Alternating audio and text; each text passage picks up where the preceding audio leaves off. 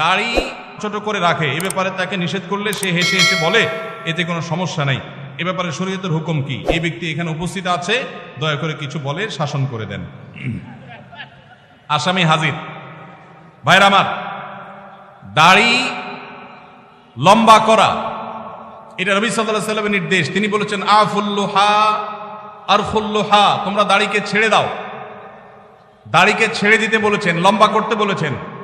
সাহাবীদের মধ্যে এক মুষ্টির পরে, বুখারীর হাদিসে এক মুষ্টির পরে অতিরিক্ত অংশ কাটার বিষয়টা সাব্যস্ত আছে। এর আগে, এক মুষ্টির আগে সাহাবীদের কারো কাছ থেকে, নবী সাল্লাল্লাহু আলাইহি ওয়াসাল্লাম থেকে কোনো হাদিসে দাড়ি কাটা ছাটার কোনো প্রমাণ নাই। এই জন্য সারা বিশ্বের প্রায় সব উলামায়ে ইকরাম একমত যে দাড়ি লম্বা করা ওয়াজিব। কিছু ইখতিলাফ আছে, আরবের কিছু আলেমদের ভিন্ন মত আছে। বেশিরভাগ আলেমদের মতে হলো দাড়ি লম্বা করা কি ওয়াজিব। ইজিপশিয়ান কিছু আলেমদের ভিন্ন মত আছে, আরো কিছু আলেমদের ভিন্ন মত আছে। বাকি মেজরিটি আলেমদের মত হলো ওয়াজিব। আমরা বলি দাড়ি রাখা সুন্নত, সেটা সুন্নত এই অর্থে নবীজিও দাড়ি রেখেছেন, সেই হিসাবে সুন্নত। কিন্তু তিনি নির্দেশ করলে সেটা কি হয়ে যায়? সেটা আমভাবে ওয়াজিব হয়ে যায়, সেই হিসাবে দাড়ি রাখা ওয়াজিব। অতএব ভাই, যদি কেউ মনে করে দাড়ি না রাখলে সমস্যা নাই, তার কাছে সমস্যার ডেফিনিশনটা কি, সংজ্ঞাটা কি?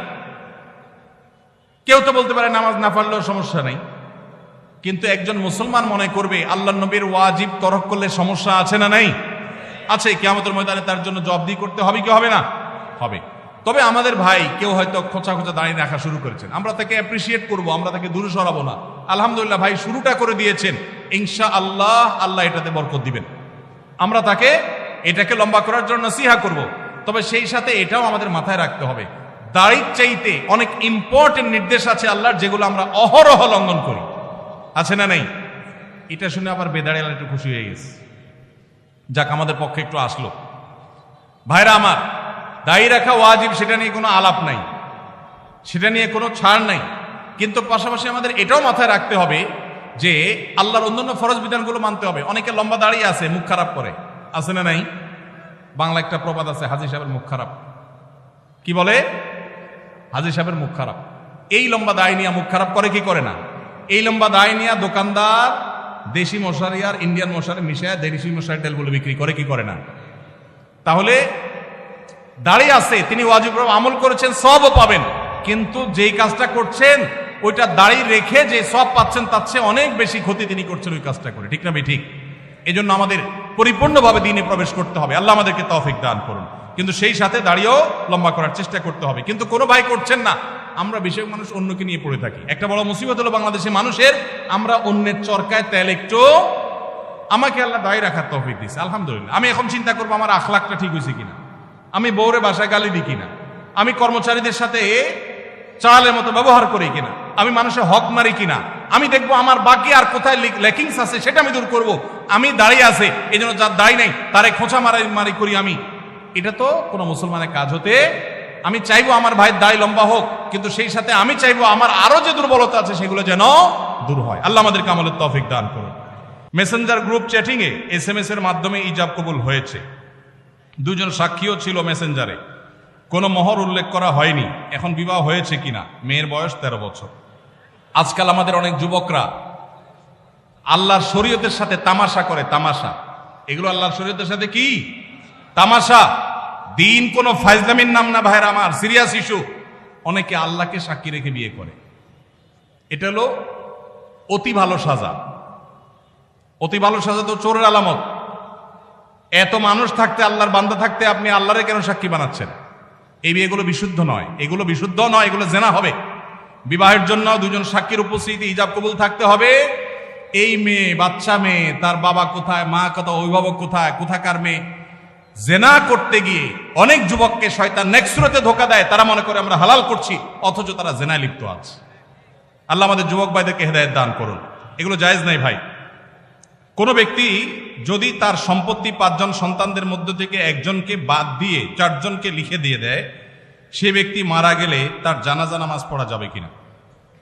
ভাইরা আমার, আমাদের দেশে অনেকে এই কাজটা করেন, তেজ্যপুত্র করেন। প্রচলিত আইনে তেজ্যপুত্র কোথাও থাকতে পারে, কিন্তু ইসলামে তেজ্যপুত্র বলতে কোনো কিছু নবী করিম সাল্লাল্লাহু আলাইহি সাল্লাম পরিষ্কারভাবে নিষেধ করেছেন, কোন মুসলমান অন্য মুসলমানকে ত্যাগ করে চিরকালের জন্য তার সাথে সম্পর্ক ছিন্ন করে ফেলবে, এটা জায়েজ। লা ইয়াহিল্লু লিমুসলিমিন আন ইয়াহজুরা আখাহু ফাওকা সালাসি লায়াল, 3 দিনের বেশি কোনো মুসলমানের সাথে অভিমান করে সম্পর্ক ছিন্ন করা জায়েজ আছে? নেই। এখন সন্তান খারাপ, যত খারাপ হোক, আপনি সন্তানকে তথাকথিত তেজ্য পুত্র করলেন, করে কোনো সম্পদ দিলেন না, বঞ্চিত করলেন, আল্লাহর কাঠগড়ার আসামি হবেন। আপনার ঘরে জন্মগ্রহণ করেছে, অতএব আল্লাহর কোরআনের মিরাসের আয়াতের নির্দেশের আলোকে এটা তার প্রাপ্য হক হয়ে গেছে। হ্যাঁ, সে যদি মুরতাদ হয়ে যায়, ইসলাম থেকে খারিজ হয়ে যায়, তাহলে সেটা মানে আমিনাল ইরফ, বা সে পরিত্যক্ত সম্পদ থেকে বঞ্চিত হবে। কিন্তু মুসলমান আছে, আপনার কথা শুনে না, আপনার খায় খেদমত করে নাই, আপনি সে অজুহাতে তাকে কিছু দিলেন না, বাকি সন্তানদেরকে দিয়ে দিলেন, আল্লাহর কাঠগড়ায় আসামি হতে হবে, জায়েজ হবে না। এখন এইটা যদি কোনো লোক করে, জীবদ্দশা দিতে চায়, তাহলে সমান হারে দিতে হবে। এক সাহাবী নবীজিকে এসে বলছেন, ইয়া রাসূলুল্লাহ, আমার সন্তানকে অমুক ছেলেকে আমি এটা দিয়েছি। নবী সাল্লাল্লাহু আলাইহি সাল্লাম বলেছেন, বাকি সবাইকে দিয়েছো? বলেন না, দেই নাই। তখন নবী সাল্লাল্লাহু আলাইহি সাল্লাম বলেছেন, ইত্তাকুল্লাহ ওয়া আদিলু বাইনা আওলাদিকুম, আল্লাহকে ভয় করো আর সন্তানদের মধ্যে সমতা বজায় রাখো। এই জন্য ভাইরা, এই জুলুম করা যাবে না। ইসলাম আমাদেরকে সাম্য এবং ইনসাফ শিখিয়েছে, সেটা আমাদের সব ক্ষেত্রে করতে হবে। এমনকি শত্রু হলে তার সাথেও আমাকে ইনসাফ করতে হবে।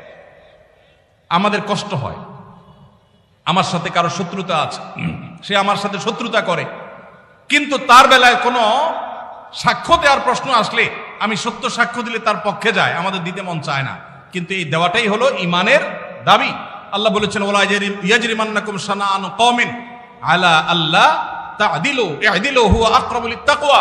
কারোর সাথে শত্রুতা আছে দেখে আপনি ইনসাফ করবেন না, এটা জায়েজ আছে? এজন্য বাবাজিরা সাবধান, সন্তান সন্ততিদের মধ্যে কোন প্রকার হেরফের করবেন না, এটা জায়েজ নাই। সেই সন্তান যদি খারাপ হয়, সে আল্লাহর কাছে দায়ী হবে, ভিন্ন কথা। তো আপনি তাকে সম্পদ থেকে বঞ্চিত করতে, হ্যাঁ, যেটা আপনি করতে পারেন, একটা সন্তান নেককার, মাদ্রাসায় পড়ে, দিনদার, ওকে একটু সম্পদ বাড়াই দিলেন তার দিনদারিতার কারণে, সেটা জায়েজ আছে। কিন্তু একজনকে টোটাল বঞ্চিত করলেন, আরেকজনের নামে সব লিখে দিলেন, এটা কিন্তু জায়েজ হবে। এখন কোন মুরব্বী যদি এই কাজ করেন, তিনি মারা গেলে তার জানাজা পড়া যাবে না, এমন কোনো কথা নেই। তার জানাজা পড়বেন, কিন্তু তিনি আল্লাহর কাছে দায়ী থাকবেন। সন্তানদের কর্তব্য হলো, বাবা যাকে বঞ্চিত করছে আমাদের ভাগ থেকে তাকে